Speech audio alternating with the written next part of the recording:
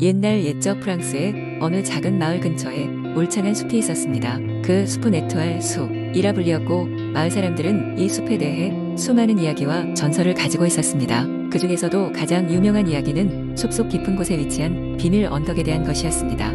이 언덕은 고대 마법으로 감춰져 있어 아무나 찾을 수 없는 곳이었습니다. 전설에 따르면 언덕 꼭대기에는 먼 옛날 강력한 마법사가 숨겨놓은 황금과 보물이 묻혀 있다고 했습니다. 그러나 그 보물을 찾기 위해선 모험심과 순수한 마음이 필요하다고 했습니다. 탐욕스럽거나 박한 마음을 가진 자는 언덕을 찾기 전에 길을 잃고 숲을 헤매다 영영 돌아오지 못한다 했습니다. 마을 가장자리에 살던 소년 클레망은 항상 이 비밀 언덕에 관한 이야기를 들으며 자랐습니다.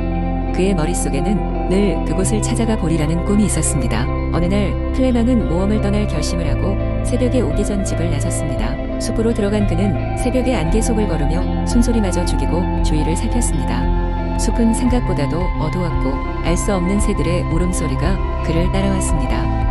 하지만 클레망은 두려움을 모르는 소년이었습니다. 그는 계속해서 숲을 탐험하며 미지의 길을 걸었고 마침내 아침 햇살이 비춰들 무렵 나무 사이로 언뜻언뜻 빛나는 무언가를 보았습니다. 그것은 바로 비밀 언덕이었습니다. 클레망은 기쁨에 찬 나머지 빠르게 그곳으로 달려갔습니다. 언덕 꼭대기에 서자 그의 눈앞에는 숨 막힐 듯 아름다운 경치가 펼쳐졌습니다. 사방은 꽃과 나무가 형형색색으로 물들어 있었고 그 한가운데 쌓여있는 황금들이 아침 햇살을 받아 반짝거리고 있었습니다. 클레망은 보물을 가져갈 수 있었지만 그렇게 하지 않았습니다. 그는 이곳이 그 자체로 너무도 소중함을 깨달았기 때문입니다.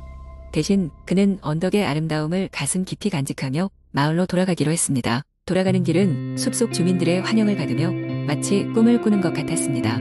마을로 돌아온 클레망은 매일매일 이 언덕의 이야기를 사람들에게 들려주었고 사람들은 그의 이야기에 귀를 기울였습니다.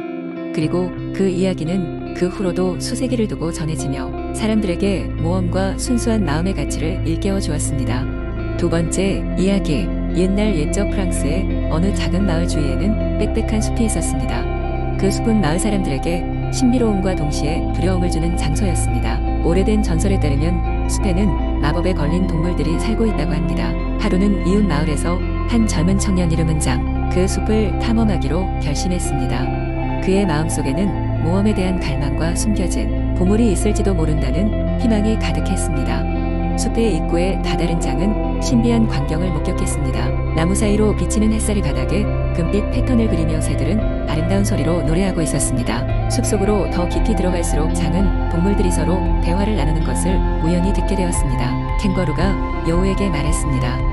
친구야, 오늘 밤에는 무지개 호수에서 축제를 열 계획이란다. 너도 함께 오겠니?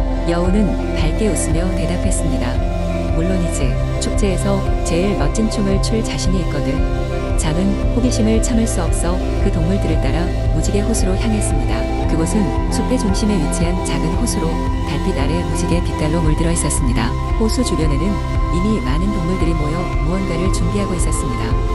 장은 조심스럽게 다가가 구경하기로 했습니다. 그날 밤 장은 마치 꿈속을 걸어다니는 듯한 기분이었습니다. 토끼는 피리를 연주하고 새들은 하모니를 이루며 아름다운 노래를 불렀습니다. 곰은 커다란 북을 두드리며 리듬을 이끌었고 다람쥐들은 그 리듬에 맞춰 나무 사이를 날아다녔습니다. 이 모든 장면이 하나의 꿈 같은 풍경을 이루고 있었습니다.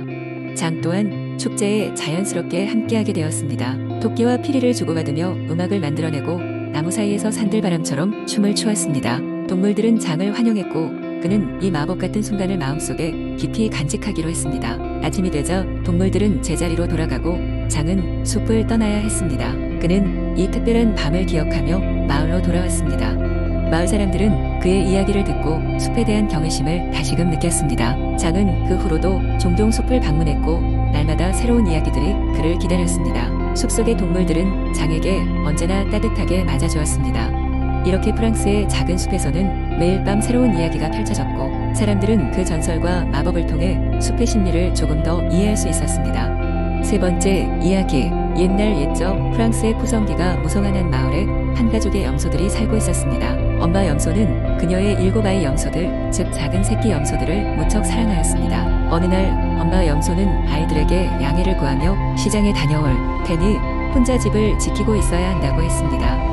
엄마 염소는 떠나기 전 아이들에게 철저하게 타일렀습니다. 착한 아이들아, 엄마가 없는 동안 낯선 일을 절대로 집안에 들여선 안 된다. 똑똑 두드리는 소리나 낯선 목소리가 들리면 꼭 경계를 해야 한단다. 아이 염소들은 고개를 끄덕이며 엄마 염소의 말을 들었습니다. 엄마 염소는 걱정스러운 눈빛으로 아이들을 뒤로하고 서툰 발걸음으로 집을 나섰습니다. 얼마 지나지 않아 사악한 늑대가 문 앞에 나타났습니다. 그는 날카로운 귀를 세워 현관문 앞에서 조용히 귀를 기울였습니다. 키이, 엄마다. 문 좀 열어주려무나 하고 묵직한 목소리로 외쳤습니다.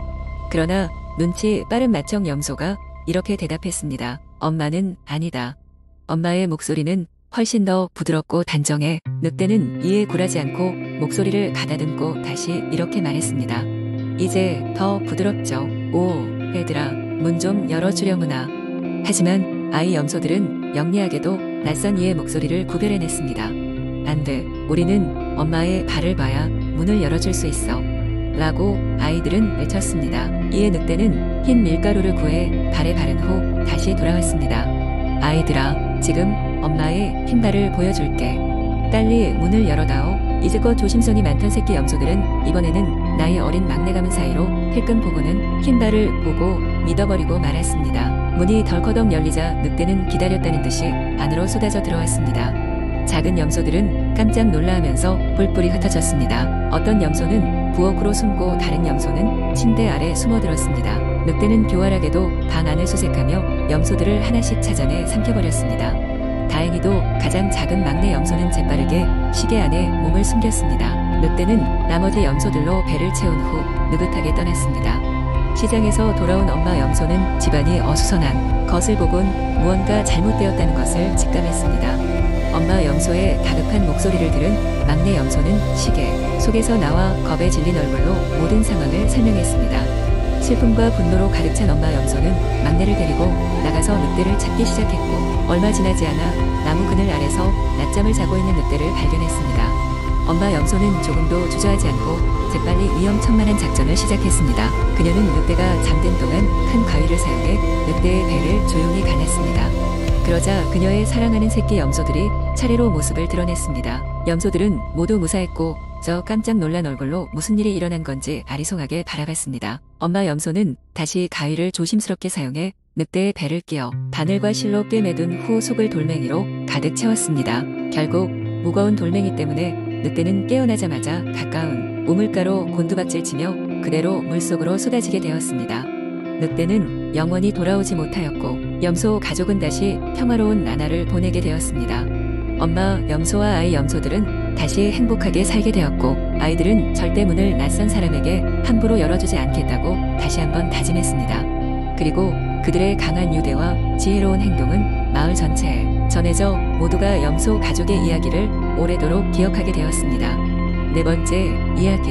옛날 옛적 깊은 숲속에 아무도 모르는 비밀의 마을이 있었어요. 이 마을은 우리 현실과는 다른 시간과 공간에 존재했기에 그 누구도 쉽게 찾아갈 수 없었지요. 이 마을은 루미나 라고 불렸고 마을 주민들은 모두 특별한 능력을 가진 사람들이었습니다.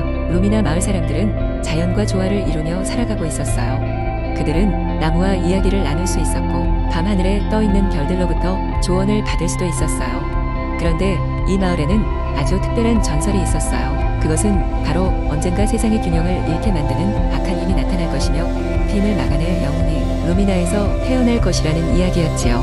그 전설의 주인공은 릴리안이라는 소녀였어요. 릴리안은 나고 자란 곳이 루미나였으며 언제나 호기심 많은 눈으로 세상을 바라보았어요. 그녀는 숲속을 산책하면서 항상 자신과 다른 생명체들과 소통하곤 했어요. 그녀의 특별한 능력은 모든 생명체의 마음을 읽고 그들의 진정한 감정을 느낄 수 있는 것이었어요. 그래서 숲속의 동물들과 나무 모두가 그녀와 친하게 지냈답니다. 어느 날 릴리아는 숲 깊은 곳에서 이상한 기운을 느꼈어요. 그곳에는 오래되고 낡은 나무 한 그루가 있었고 그 안에서 뭐가 꼭꼭 숨겨져 있는 듯한 기분이 들었지요.